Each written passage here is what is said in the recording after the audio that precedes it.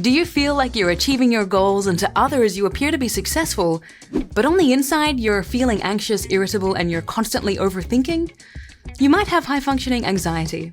In this episode, I'm going to share what high-functioning anxiety is, and then I'll share a number of simple strategies to help you build confidence to work through what you might be experiencing, because it's really important that you address it. So first, what is high-functioning anxiety? The first thing that you need to know about it is that it's not a diagnosable condition. It's more of an umbrella term that covers a whole range of symptoms related to issues of anxiety and self-criticism. Now, the best way to understand high-functioning anxiety is if I describe what it feels like to have it. So here are 5 examples of what high-functioning anxiety might look like to others versus what you might be feeling internally. First, what others see is someone who's always in control and prepared. But internally, your mind is on overdrive. You have a tendency to overthink and overanalyze, and you're consumed by the uncertain future or ruminating on the past. You might work really late into the night, and sometimes you can't sleep because you don't feel like you've been productive enough that day. The moment you put your head down on the pillow, your mind becomes full of thoughts about things that need to be done. You might also have a nervous habit like shaking your leg or biting your nails or even clicking a pen. Second, others see that you're hardworking, determined, and have a really strong work ethic.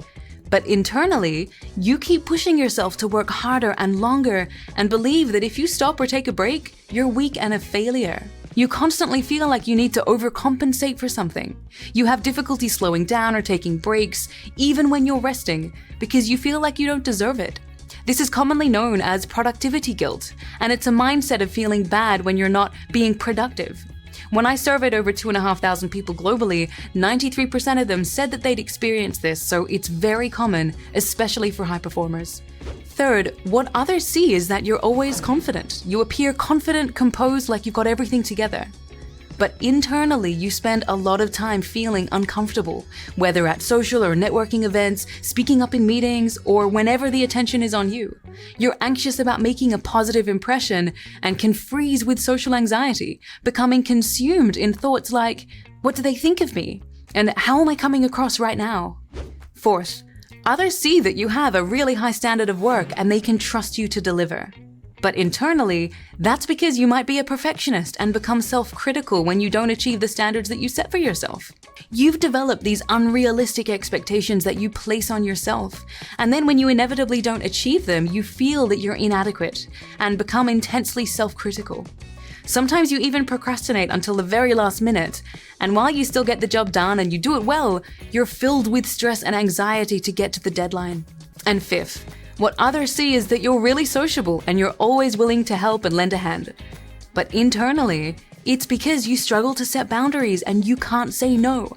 You have a deeply entrenched need to please people and for people to like you and approve of you, to validate you.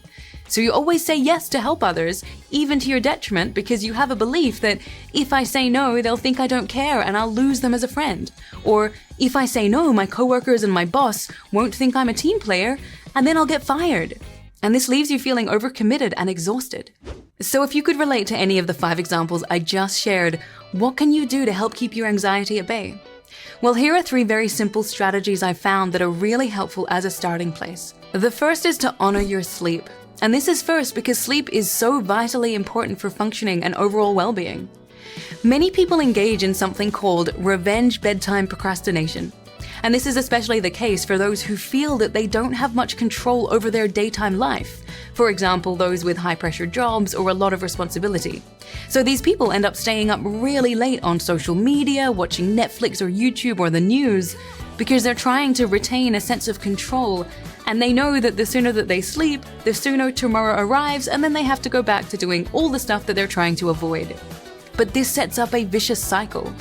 Because of your failure to self-regulate, you end up being really tired the next day, making the whole day an effort, so you feel more guilt for not being productive, become self-critical for being so tired, you don't perform as well, and then you do the whole thing again the next night because you have no willpower to stop.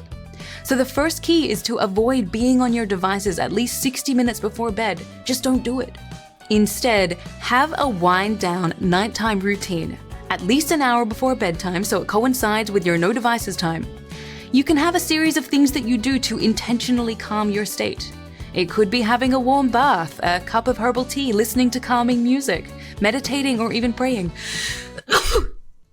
But not sneezing. The second strategy is non-judgmental acknowledgement and acceptance.